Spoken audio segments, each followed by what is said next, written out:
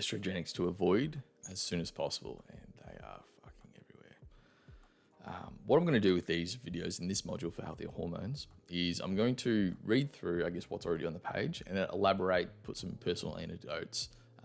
If you don't have time for that, feel free to push through, watch, press pause and just read through it yourself, scan through. I do recommend, I'm going to be emphasizing a certain, quite a few bits of material. But yeah, that's what I'm going to be doing in this module. So feel free to brush through if you like, but stay tuned. I'm going to be diving through this as quick as possible. So damaging estrogenics are everywhere, and they're damaging our health more than we think. Estrogenics or exogens, xenos estrogens, fake estrogens, artificial synthetic estrogens. I call them damaging hormone manipulators. Essentially, they are disrupting compounds in our bodies they bind to our estrogen receptors in our body. So our body thinks that estrogen has been bound to it, and therefore it has an estrogenic response. So it's not as though we're eating things that are literally estrogen. Sometimes we are, but we're eating things that replicate a hormonal chemical change that our body thinks is, wow, I've got a lot of estrogen in my body. I need to react accordingly. And therefore, other hormones start to overcompensate or undercompensate as a result of the body being tricked into thinking it's got a shit ton of estrogen fighting and running through it. It's almost as though like when we are eating a low calorie Pepsi Max or 0 calorie lemonade, it's full of sweetener. And our brains are thinking, oh, I'm drinking all of this sugar, and it's satisfied and it's emotional, and therefore it has a response of thinking, oh, I'm great. And then it goes to do an insulin response, but it's like, oh, there's no sugar here. There's no need for an insulin response. So that the body's kind of out of sorts. It's like, wait, should I do something? No, I'm good. I don't need to do anything. But my brain is satisfied. It thinks it's sugar. So essentially, that process can occur, but in an unsafe, unhealthy way. And that's where exogenous estrogens, I'm getting there, xenoestrogen, I'm just going to call estrogenics, that's when they come into place. Healthy level of estrogen. So estrogen is really healthy for you, for heart health, balanced sexual health and fertility, especially for women, but also for men. Height and bone strength, healthy muscle mass, moods and focus, and more. Artificial excess estrogenics are causing estrogenic effects through our entire body, and they affect our hormones again. They can last for minutes to years, or even pass on to future generations. So obviously, if you damage DNA in your body as a result of having really specific fake estrogens that are actually toxic, if you damage certain DNA particles, that can be it can lead to disorders that are passed on through epigenetic means through our DNA to maybe a future child. And then that future child could be affected. Not only could they be physically and mentally affected, but they themselves become infertile. And I know it's a big jump. Well, Jack, you just started talking about how good estrogen was. No, these are the fake, dangerous chemicals that are called and classified as estrogenics. This is how serious it is. I did go through this list in my previous video, but I'll brush through some of the highlights. Not highlights, but this is what fake excess estrogens can contribute to. There's been a will for you, but can contribute. So abnormal growth, birth abnormalities, allergies, anxiety and panic attacks, ADHD, autism spectrum disorders, brain abnormalities, bloating, clots, strokes, breast, fibrocystic lumps, swelling and tenderness in men and women, but mainly women, breast cancers and more, cold feet and hands, decreased lifespan, depression and most mood disorders, diabetes, disrupted glucose regulation, so insulin disruption, so metabolic disorders, DNA damage and mutations, delayed puberty in boys, but early puberty in girls. So you're seeing them having periods and hitting puberty at a very earlier age rather than what was previously in my generation anyway. It's the first time I've used that phrase, my generation. Estrogenics being stored in fat tissue, fatigue or sleepiness, erectile dysfunction in men. So for your partners if they're hitting a lot of estrogens. If you're heterosexual or future sons, they can be very susceptible to these things.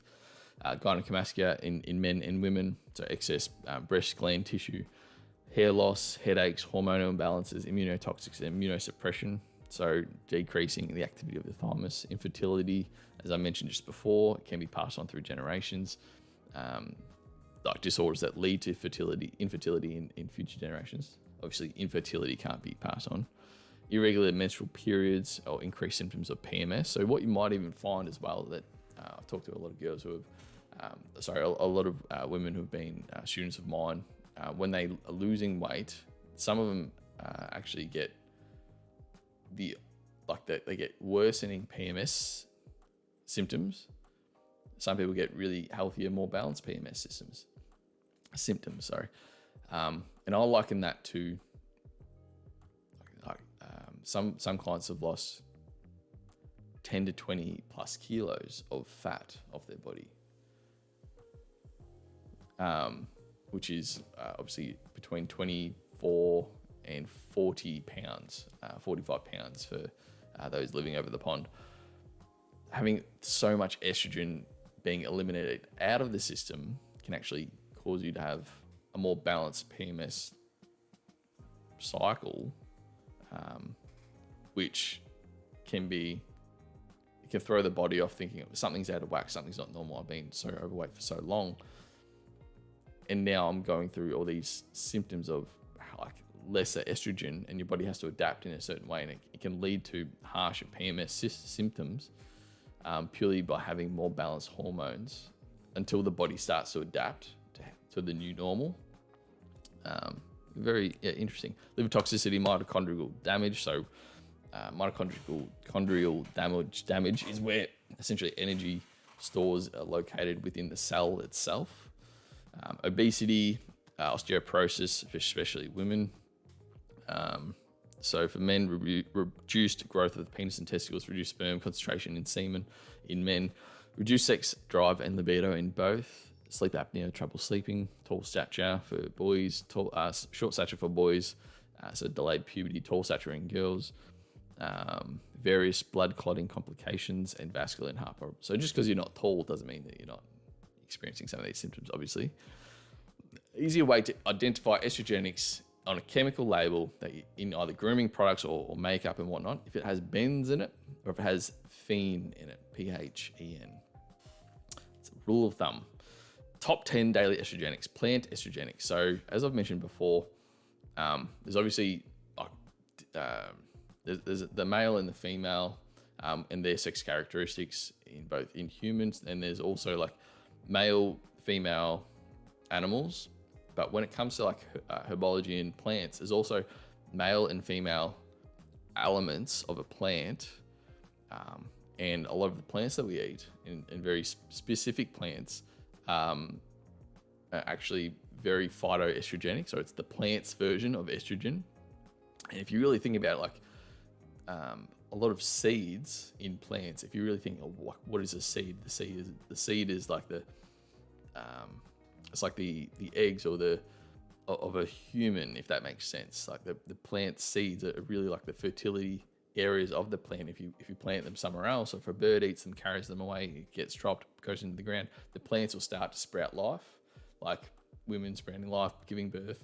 So the seeds in plants are very phytoestrogenic, certain seeds in particular, but certain elements of a plant. So the hops of like the stem, the part of the plant that beer is made of, like hops in a beer, is the estrogenic part of the plant. So it's no wonder why you see so many men with gynecomastia and man boobs, or extremely high fat contents sitting on their gut, their beer bellies, as a result of having an extremely high amount of estrogens coming into their body. And that's literally just beer drinking, let alone the other activities that come after you've drunk a ton of beers. Just to really summarize, there are some plants that are worse than others. So flax, I've got to put a blanket wide ban on all flax products for women. I highly recommend you stop using flax seeds flaxseed oil, any combination of flax. I think you can get flax crumble now that is used in like some packets. I've got a packet that I've identified. I didn't even know it had flax crumble in it. I didn't even know that was a kind of ingredient that existed, which I found the other day and I've thrown out since. Flax is it's replicating an estrogenic effect, but like it's estrogen on steroids in your body. And I can't, if you want to, but it's not bad, Jack. Well, no, let's go back to this list. How that has an effect on cortisol levels going in your body, increased inflammation in your body, reduction of testosterone, already a low testosterone amount in women. And then progesterone is a hormone that helps to balance out estrogen. So if you've got a shit ton of estrogen, how's that affecting the pregnancy hormone in your body? So you're starting to see like the simple addition of having one ingredient can have this domino effect on all the other hormones in your body, and you're throwing your system out of harmony. Other foods that you'd be shocked. So soy, unfortunately, look, I know some of you are lactose intolerant and you prefer soy over like almond milks and things. The soy, I can't defend it anymore. I've looked into some of the studies that promote soy not having an estrogenic effect.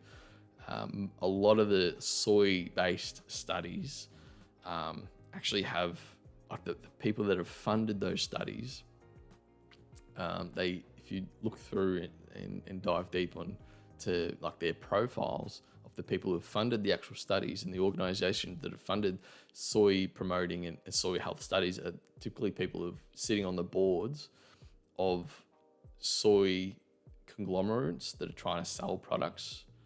I think there's an overwhelming amount of studies that have disproven soy being of healthy beneficial effect when it comes to estrogen, phytoestrogen effect on the human bodies. So unfortunately, I have to say flax and soy, especially protein bars that have soy emulsifiers, soy isolate protein. A lot of the cheap protein bars, unfortunately, the tasty ones, using soy isolate, even though it says whey isolate and it's a blend and it's got whey something else, whey concentrate, and then it has just a little bit of soy isolate that sneaks onto the label, the 16th ingredient.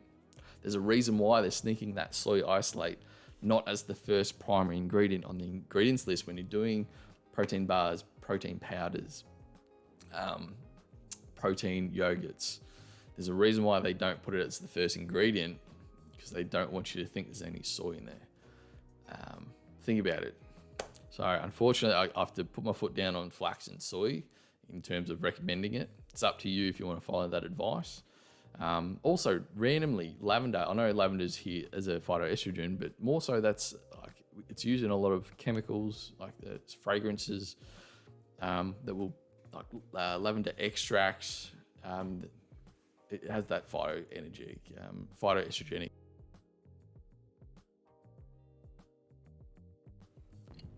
Test. Yep, now it is. Sorry about that. Licorice. Surprisingly, sesame. So I have to put my foot down hard on sesame as well. Mint, hops, so beer and cannabis smoke. I'll go into these further in another module as well. Fungus estrogenics. So fungus estrogenics are those that are typically associated with mold. It's an extremely toxic mold for humans. It can cause liver tumors, brain dysfunction, male reproductive problems. If it's causing male reproduction problems, then it's causing female reproductive problems because it's affecting either testosterone or estrogen function. And it's both is the equivalent for women. And damage to our genes. Russia and Europe and 14 other countries have legal limitations on this particular type of fungal estrogenic in food and in animals. But the US, therefore the Australians, probably do not. The thing is, it's found in probably like non-wet products, so not meats and fruits and veggies, but more so grains, cereals, soy, corn, cheap chocolates, nuts, and coffee. And that's if like obviously you've been storing it past its use by date. It's not in fresh grains and fresh cereals and fresh soys. It's in like products you've been storing for too long. So look at those expiry dates, mate. Herbicide estrogenic, so astrazine. Atrazine, interesting one. It has been banned and made illegal in Europe since 2004, but not in the USA. If it's not banned in the USA, it's typically not banned in Australia, New Zealand, and whatnot, and the UK. But this is the thing. Like, it's an herbicide, estrogenic, that's used in like crops. But the thing is, like, this is just like the number one glyphosate herbicide estrogenic. It doesn't mean other herbicides that were being used to make crops safe and be less toxic on humans doesn't mean other herbicides aren't having an estrogenic effect on you as well. So this is why, have you ever like wondered, why would I buy an organic carrot when I could just get a regular carrot, or organic carrots are $4, regular carrots are $2 per kilo? Why the hell would I buy an organic carrot? Typically organic carrots and organic produce hasn't been absolutely blasted with herbicides. And if they have, that's where you typically want to put them, like the fruit and veg that you bring home, like put it in a big container of water, spray a bit of, put a bit of vinegar as well as baking soda on it. That's like the videos that you'll typically find on social media. Like, why are they doing that? Why are they detoxifying the fruits and veggies? This is why, because the herbicides that are being used in it prior to bringing the food into your home, into your house, into your stomachs, and into your body's cells. So that's the reason why you want to go organic, or B, you want to buy at farmers markets and whatnot. And if you have to buy it at grocery stores, which honestly I still do, try to go organic. If you can't, if it's way just too expensive, put it in a tub of water when you get home, leave it in for, look it up. Some people vary from time to time. I'll probably just say 20 to 30 minutes with vinegar or apple cider vinegar and a bit of baking soda. Second most common herbicide, Brazil, used in Brazil, used in China, used heavily on crops and grains such as corn and wheat, which is in everything. Another reason for gluten intolerance for people. Commonly found in water, lakes and rivers due to the rain that comes in, and it's crop runoff once it's in the dirt, and then that dirt, water, rainy stuff goes into our lakes, rivers, and waterways. So it's actually something that our local water systems have to kind of struggle to get out of the waterway systems and catchments. So that's another reason why not to drink tap water. And I'll go into that in a little bit. You just wait and see. And therefore it accumulates in fish, which are in those waterways. It's this cycle of life. If it's coming off the crops and it's going to the next farmer's paddocks and they're breeding cattle and lamb, now those animals are eating like this herbicide. So it's not just vegetables, it's the products that are affected all surrounding these crops and farmlands that are using this typical herbicide, atrazine, but then all the other herbicides cause development toxicity in mouse embryos, increase hernias in human fetuses, not in humans, but human fetuses, cause reproductive abnormalities in frogs. How are we going? It's getting scary. Now, these were more so like, so plants are the big one. Believe me, that's why it's number one on the list. These two are less common, but obviously this affects us. It's a secret. It's like a hidden herbicide that you just didn't really ever think of. Soaps, estrogenics. So apes or triclosan, alkyphenols, found in soaps, cleaning products, and lubricants, and are outlawed in Europe, but not in America. So therefore it's not outlawed in Australia. Cause genetic changes after simple one-day use exposures that can last for 2 weeks. I'll repeat that. These can cause genetic changes that can last for up to 2 weeks. And so if we just think about it, I'm talking about soap estrogenics, like deodorants, body grooming products that we're putting on our skin every single day, compounding over time, over not only days, but weeks, but months, but years, but decades, generations. It's no wonder we're getting more and more sick. We have more and more chemical exposures, and it's BPA free, or it's paraben free, it's phthalate free. Is it apes free? It doesn't say that. It never says that. and I'll go into like the BPA myth soon. It'll come up on this page. They can transfer from mother while pregnant to babies, which can lead to pregnancy loss or malformation. You're probably eating apes, especially when you eat seafood, as well as other estrogenics like EE2, BPA, and atrazine, which we were just talking about. Triclosan is another estrogenic hidden on ingredients lists of soaps, and it's not active, which means they hide it from the label. So triclosan, essentially that means when you go to look at the ingredients list, it doesn't have to be put on the ingredients list. Triclosan can cause chemical abortion, and it's linked to antibiotic resistance. Triclosan also alters gut microbiome, including weight gain, increasing risk of bladder cancer. And triclosan can alter the oral microbiome, as well as, since it's found in toothpaste and mouthwash, it can increase blood pressure. And that obviously goes into our gut microbiome. Whoa, big one. So again, if you see something that says benz, or phen, try not to have it, and alcohol phenols. So if you see phen, see phen is on there. We'll try not to get that into our bodies. Sunscreen estrogen. So this is a bit of a touchy subject, especially in Australia and New Zealand, because I know we have some of the highest rates of like skin spots, sun exposure, sun cancers, whatnot. Benzophenone, this is rampant, and you'll actually see it in a video that I have on the module in our right hand side. In more resources and apps, check out the Yucca video app that I've got, and you can literally see me discover benzophenone in the sunscreens that I've got in the. I know that I've scanned up when I went to a local supermarket. It enhances UV availability onto the skin, so you not only are you hyperactive in estrogen receptors in your body after you place these sunscreens on your skin, but this is where it's like, oh, it's a skin irritant. No, it's not just a skin irritant. It's a hyperactive estrogen receptor irritant, and that can actually have a terrible effect long-term in your body and your system.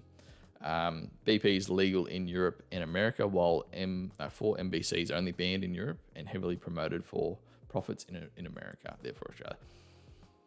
One example of BP and its effect is ability to cause endometriosis, so uterus tissue growing outside of the uterus. Oxybenzone is a sunscreen that is a type of BP. So see, remember what I said? This has benzophenone, so we don't want that anywhere near us. Can cause damage to the pituitary gland, which causes a flow-on effect on your natural ability to increase your metabolism or have a healthy metabolism and healthy testosterone and estrogen balances in your body. And therefore, like, this is why people say, oh, sunscreens cause cancer, don't they? They don't prevent cancer, or they prevent probably skin cancer, but they can have a flow-on effect on the hormones inside of our body, which we're wearing for hours and hours and hours and hours, like having this hyperactive estrogen response in our body for hours and hours and hours. Artificial red food color estrogenics. This is a big one, guys. I need you to strap in. In America, they call them red number 3, red number 40. In Australia,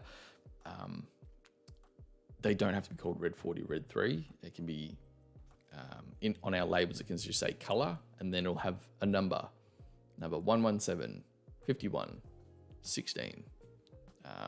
So essentially, my rule of thumb is if you look at the ingredients list and the color of the product that you're eating. So I've got a bottle of tomato sauce in my pantry, doesn't have any artificial colors. This is why packets say no artificial colors or flavorings. This is the reason. This particular red food coloring dye, it's been banned in Japan.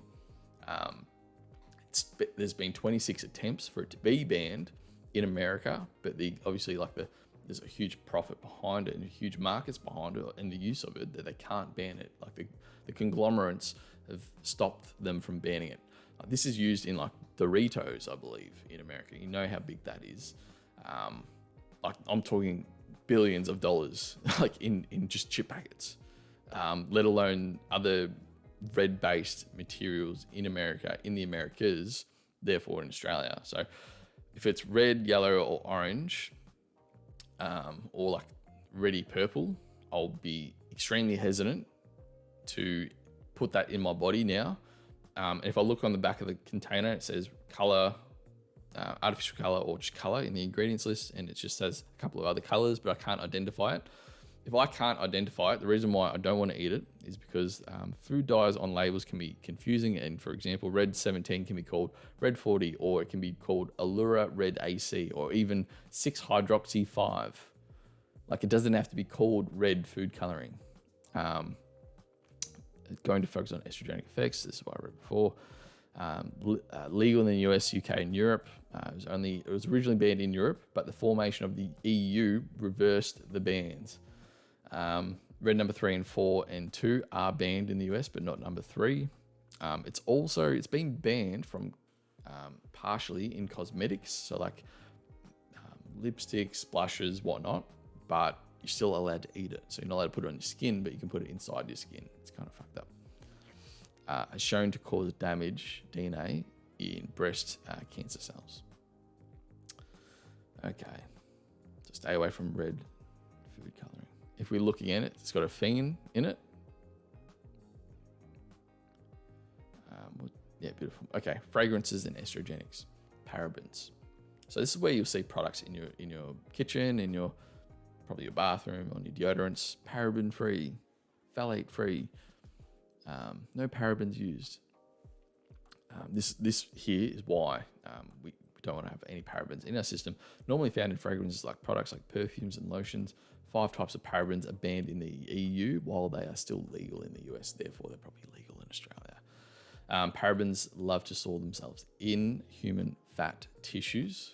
So not only is it like just affecting our body, but the actual paraben toxic element itself, the chemical, is being stored in human fat and can negatively affect thyroid hormones and contribute to autism and cause anxiety in some. If it's directly affecting thyroid hormones, so we're talking metabolic hormones that control your ability to eat and hunger. So therefore, leptin, ghrelin, hunger hormones. Plastic additives and estrogenics, so phthalates, pH, phthalates, found in pretty much every single US food group scientists have ever do test for. Even infants have high levels of phthalates. So again, this is just a plastic chemical that is an estrogen hyperactive replicator on the human body and the human skin. High levels are found in pregnant women, therefore they're found in infants. So that's how transmissible they are. They are used to make plastics look clear. So you ever see like foggy kind of non-see-through plastics? They're actually healthier than plastic that you can see through. So any Tupperware that you've got that's see-through, it's got a shit ton of phthalates in it, let alone BPS. It might say BPA free, but it's not BPS, which is another category down here. Found in plastics, perfumes, cars, exhausts, contact lenses, cosmetics, baby cribs, mattress covers, vinyl floorings, food containers. The phthalate levels actually increase when you put those plastic containers into a microwave. This is why we never want to microwave with plastics ever again, because that seeps into the food. Even medical devices. And on that note, with cars, so a lot of people leave our plastic water bottles and plastics just in the car, and they're sitting in the heat, and then it's cooling down, it's sitting in the heat, cooling down, it's sitting in the heat. It's causing like this aroma of plastics to become essentially oxidized and be floating around in the oxygen air, almost like as a fog around the product. And then when we open the door, get in the car, breathe in, now we're breathing in chemical plastic elements that are affecting our estrogen receptors in our body. So always remove the car of plastics and rubbish. This is why it's so important. Wind the windows down when you are driving for those first couple of minutes. On the restricted list in the EU, but there's no regulation of them in the US, although FDA has recognised there's a problem.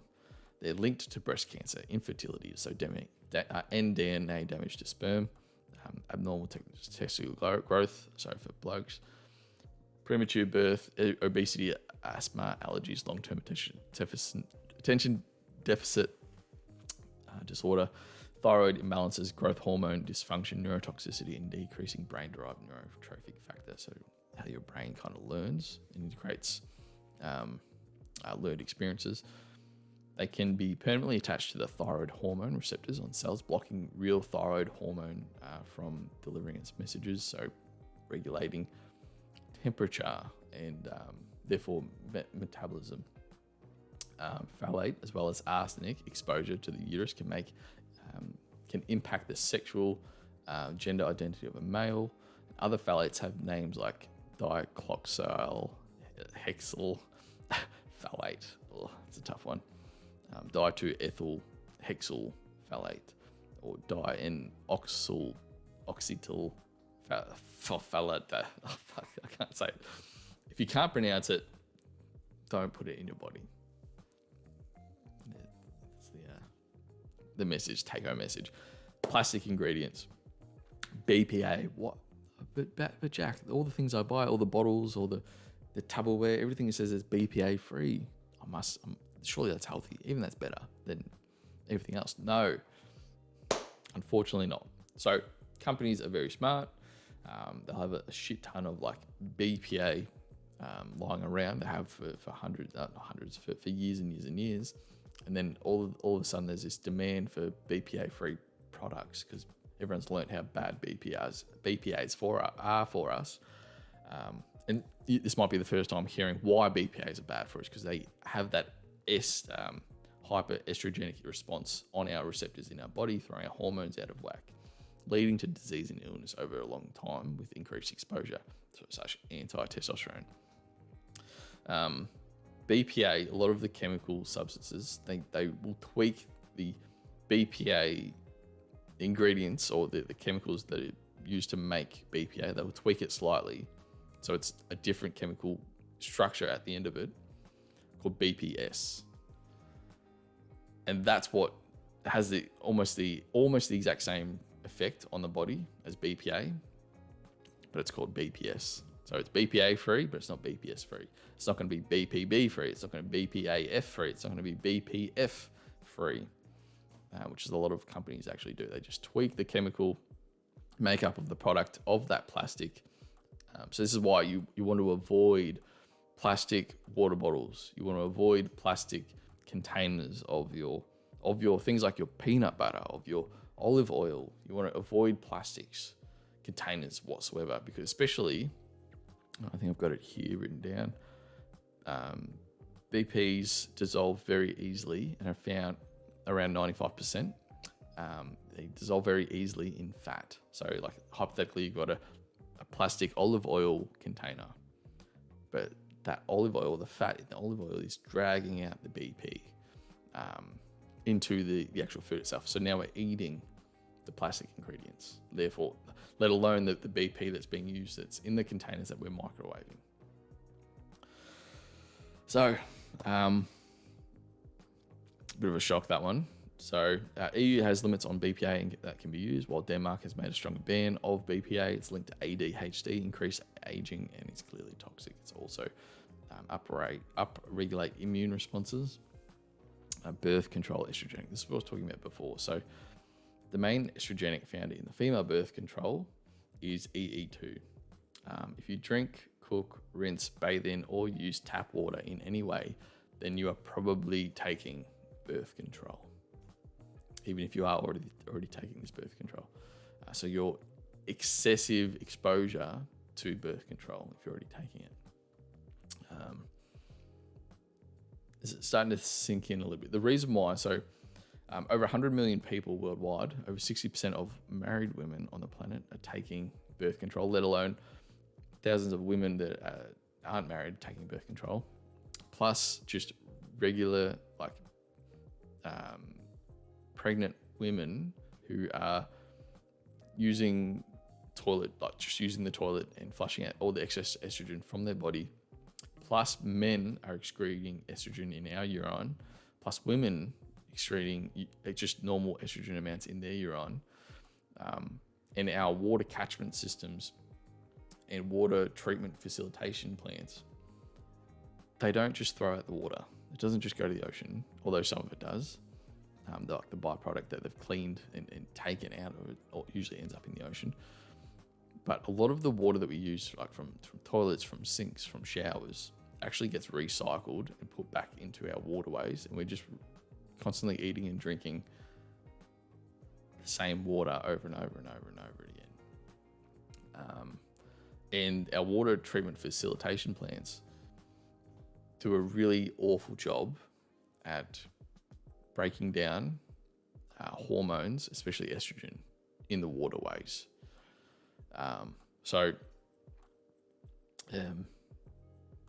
That's it.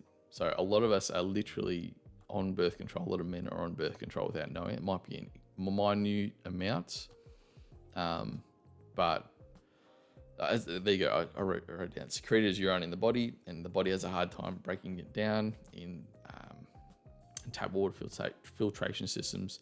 Don't usually filter out estrogenics, like the actual tap water filtration systems that you might have added into your, unless they're really specifically designed to stop and filter out estrogen. Your own filtration systems, let alone the actual filtration system plants, have a really hard time breaking down estrogen. EE2 barely breaks down. There you go. A study showing after 70 days there was no breakdown of EE2 at all. And EE2 is designed to mimic estrogen, obviously we know that, and stay in the body longer than natural estrogen. So EE2 is legal in pretty much everywhere, even to minors. So young women on estrogen. Also, aside from making it women infertile, men taking EE2 from environmental exposure can also become infertilized. EE2 is now also found in open oceans and wetlands. So really, I guess, rude awakening to all the estrogen-like receptors, effects and damages and fake estrogens that are just in our everyday life. So I've got a little bit of a summary of those 10 points. Food, what to avoid in terms of food with estrogens. Omega-6s, so fatty, unhealthy vegetable oils. So vegetable oil, any vegetable. So I'm talking canola, flax, sunflower oil. As long as if it's not extra virgin olive oil or coconut oil, don't use it. Don't touch it. Process, and that also, like, it's so poisonous for our body. It steals our vitamin E out of our body, which we're already deficient in, which causes probably an even further counterbalance of excess estrogen, because vitamin E is crucial to balancing testosterone and estrogen. Processed foods, including bread, waffles, crackers, and other baked goods, because they just use so much estrogenics, and products that are contained with a lot of estrogenics. Soy, you've heard my stance already. Some nuts, I'll talk about it in the next page module. Unfiltered water, so food exposures to estrogenics, so caffeine. So I'm in 2 words with caffeine. I'll just say, just try not to drink caffeine in plastic cups, or like the paper kind of coated cups that you get from like 7-Eleven or Starbucks. Use an actual ceramic mug, or like metal mug, or glassware, or just don't use artificial plastic papery kind of cups. Cheap chocolate, cheap coffee, especially in K-cups. Oh, that's what I was talking about. Especially polystyrene cups. Do not fucking touch that shit. Corns, because a lot of them are genetically modified, even though they say they're not. Fast foods, because the breads they're using in fast foods, some of them are banned in the EU and Australia. Flours, grains, liquids stored in plastics, and peanuts. If you can't avoid these, just minimize them. Plastics break down into microplastics upon sunlight. Bags, cash register receipts, they are just full of BPA. The cash register receipts, I'm freaking adamant, and I'm putting my foot down for you to not touch cash register receipts.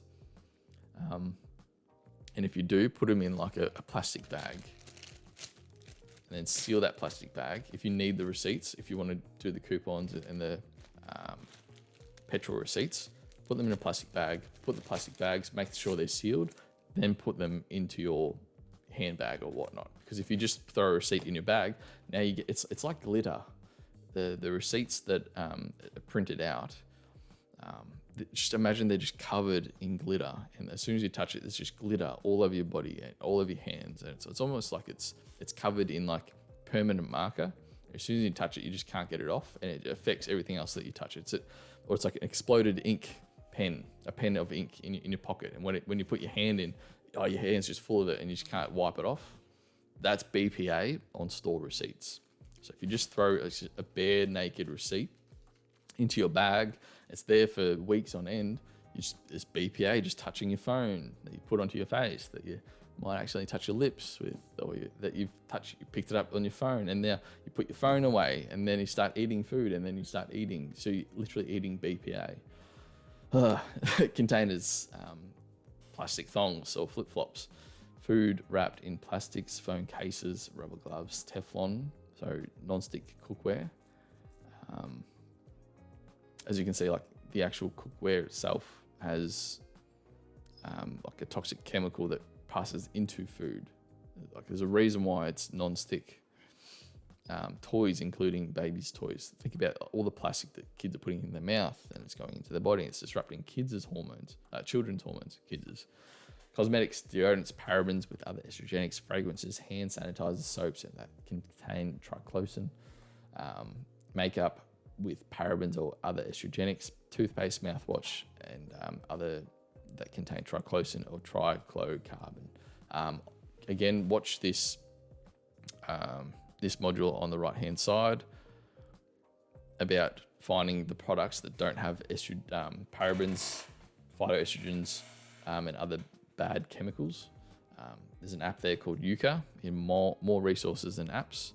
Click this, watch that video. That'll help a lot for this. And environmental exposure, so bad air quality, vinyl tile flooring, like I mentioned in the cars, plastic countertops, ingredients that have benzophenone in them, candle wax, except beeswax is good, carpets, and smoking cannabis. So even things like air fresheners, it's got that fragrance, which is the estrogenic paraben. Encouraged. These are the things that I've got down to encourage, like to reduce estrogen exposure. Avoiding, minimizing estrogens is the number one tip I can give you. So avoiding this list, this is the number one tip. Just simply reducing or avoiding, that's my number one tip. Lifestyle, exercise. So exercise more, get more sunlight. So you're outdoors, not being exposed to plastics. Food, use ceramic and stainless steel. Don't just use the supplied utensils. Use ceramics or stainless steel containers or strainers, cruciferous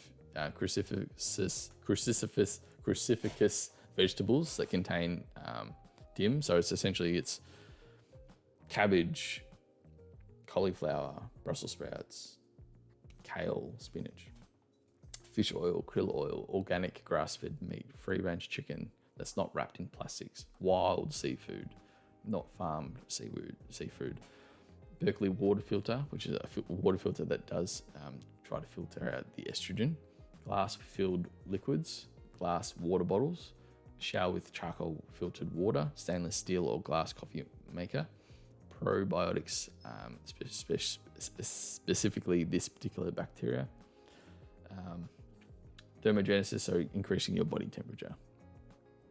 Nice. All right, I'll get onto the next module. Thank you so much for watching. As you can see, this is hopefully going to rock your world in a good way. Like, knowledge is power. As I mentioned here, like the healthy hormones module, the first step on the way for you to take control of your health, have these less dramatic health weight loss experience, is to gain that information. As soon as we have information, we can stop the domino effect, the negative domino effect. So that's why I put it at the top. And we can stop stress, stop hormone disruption. All right, talk to you in a bit.